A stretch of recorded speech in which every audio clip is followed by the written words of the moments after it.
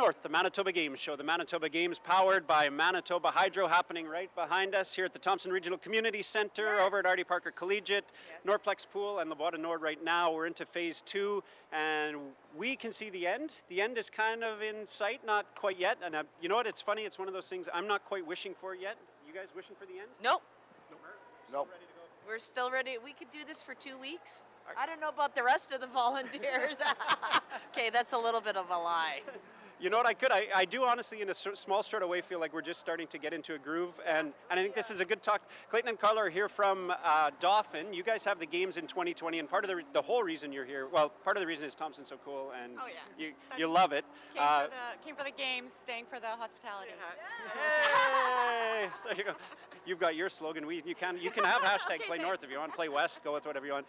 The reason you're here is to learn some lessons from us, I think, and one of the lessons that I've learned so far is it takes a couple days to get in a groove. It's Thursday now, and I feel like I'm into a bit of a routine, and you're right. I'm not sure I could go 2.5 weeks, but I could go another week for sure, just rolling on, right? So tell us a little bit about how you guys ended up with the games in Dauphin and how you ended up like here in Thompson as the chairs.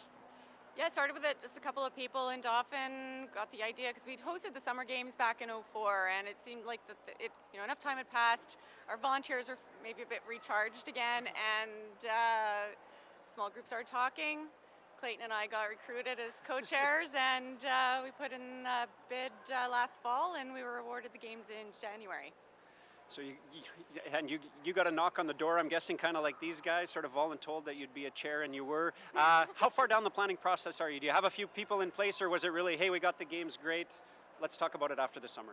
Yeah, I think for our bid process, we took an approach of let's get the right people in right now, from the get-go. So we feel like we're a long way into the process, but then we show up this week and find out we got a long way to go, right? Which is the way it works. But we're confident we have the right people to go the distance. So yeah. And I think the good news for you is, and Murray, maybe you can expand on this a bit. We only had a year to plan, and right now it feels like we were okay. So don't feel like you're way behind the 8 ball. It can be done in a year. Maybe next time we'd take a bit more time.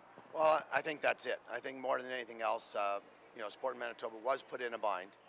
Verdun, and I give them kudos to recognize that they weren't going to be able to do it, and they stepped back at the right period of time to allow another community within the province to step forward and do that. So when we had the ask, the voluntold was the way it was.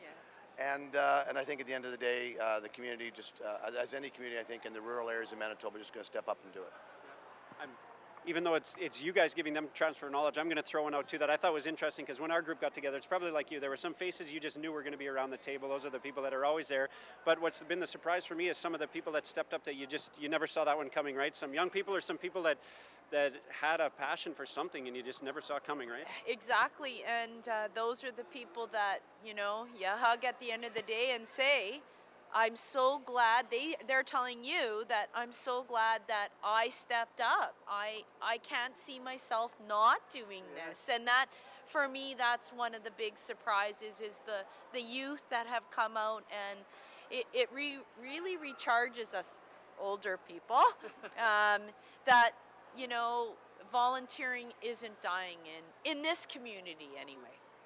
It's here for sure. No, I couldn't agree more. And oftentimes what surprised me too is the things that people like. I mean, I think people knew that I'd want to volunteer to be on TV. That's kind of what I do. But then you'll see someone in the results center, and I mean, I look at some of those jobs and I think, like, stab me in the eye, right? There's no way I want to look at numbers all day long. But there's people that do, right? They love it, and that's great. And there's people that look at me and think there is not a chance I would do what you're doing, right? So it's interesting, and you got to find a way to reach out to those people. Murray, Sandra, the reason they're here is a transfer of knowledge. So let's ask from each of you what's one of the biggest things that you'd want to pass on to these guys? One lesson that we learned that we don't want them to have to do again.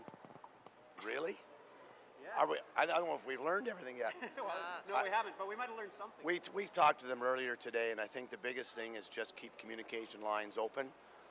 Let the people do their job and let them know how good a job they're doing. That's really, from both of us, that's what it really is all about. That's a huge one. Sandra, what else you got? And just for us two to communicate, and we have to get along, right? And actually, we complement each other. We've said that over and over again, that we actually complement each other. I'm the hugger. He's puts the nail down when he has to, and that's okay. We know our roles. Yeah. So I think we all saw that with our group, that the short timeline encouraged us to get a lot done, but communication was just in everybody. It's like the games, right? It takes you a while to get your groove and find out how you should do things. In case they didn't answer your question on like what's the key, the golden nugget in running the games, what kind of questions, what are you curious about from these guys? I know you're spending 2 days together, so you got more chances, but how about one right now? Yeah, we've had a lot of chance to talk, but what's something you wouldn't do again? what we wouldn't do again? Oh my goodness. Take the games. No, No. I'm totally No, kidding. I think we wouldn't. Not tomorrow, but I think we would take them again. But what we wouldn't do? I don't know, Murray? I think it's never came about. I think we've had such a short period of time that we were willing to accept some failures and turn them around really quickly. So I don't think we ever got to that moment where we did that and we wouldn't do it again. I think we kind of opened it all the way up. I think people in the trenches would say maybe I should have volunteered earlier. I think that's probably coming out of that part. Because they waited. Typical thing, right? Wait till the last minute. And I think that goes for our sponsors who have stepped up tremendously. Because earlier it was kind of like, are we going to get there? And the next thing you know, they're there. So I get print schedules. I guess that's one of the biggest things. Print schedules. Not thinking we're trying to go green and high tech and that, but we are getting older in this community, and people like print schedules.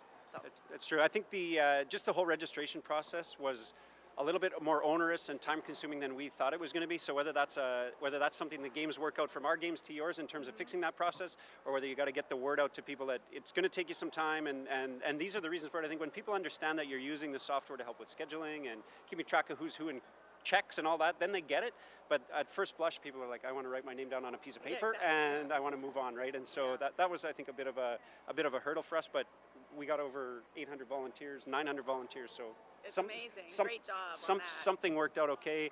What's your question for the coach here? Yeah, before I ask a question, I think I'd just like to pass on some kudos to the city of Thompson in general and your committee. We show up just as outsiders stepping in, get to see the behind the scenes part of it. And Carla and I both have been blown away all week by the hospitality, the generosity with your time on a busy week. And I think that's something we want to take back to our committee is, build that time in on after turnaround day to pass on your knowledge, and it's so important. I think I went into today thinking, I don't want to take their time. They're busy people, but it's so important to pass on that knowledge so that the legacy continues. So kudos to you guys for putting on an awesome week.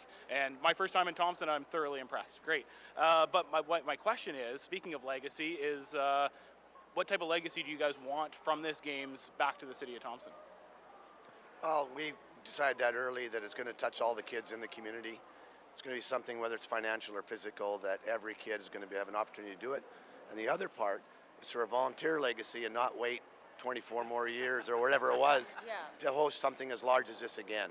I think that's pretty important. And if we can keep that volunteer thing alive, I think it'll be good. Yeah, for sure. I think it's, maybe have a couple of big provincial meets here. Just not the regular ones that we have, but maybe downhill skiing or cross-country skiing, and then try to get the whole community involved, or a Nordic combined, or that kind of thing. And we want to keep the trend going because it's a really good feeling. We have lots of youth volunteering, and that makes you happy. It's good. I couldn't agree more. When our first organizing meeting, I looked around the room and it was a lot of familiar faces, and I just thought, what are we passing on, right? I'm wearing my 94 hoodie, like, okay, we've, you got to find somebody else. But as the games have gone on, I mean, we've got a ton of new volunteers and new faces that I think have got a passion for that. So for sure. Most memorable thing to finish off, the most memorable thing that you've seen at the game so far, or something that you're really looking forward to? Yeah, for me, I'll just take it. You already did it with the volunteers. Yeah. Well, I'm going to be selfish here, and for me, it was watching our local team, the Jensen Curling Rink, win gold, and it was fantastic. And now they're off to nationals to New Brunswick, and good luck, girls. You're going to do great. Yeah. I keep saying it every day. This facility is amazing. This is such a gem, and you guys have planned it so well. Like usable, sustainable space that everyone can have access to, and multi-purpose. Great job, and whoever planned the facility, it's beautiful. Speaking of recycling the volunteers, Al Jensen, their coach, went to university with me. We lived together in Res, so that's yeah.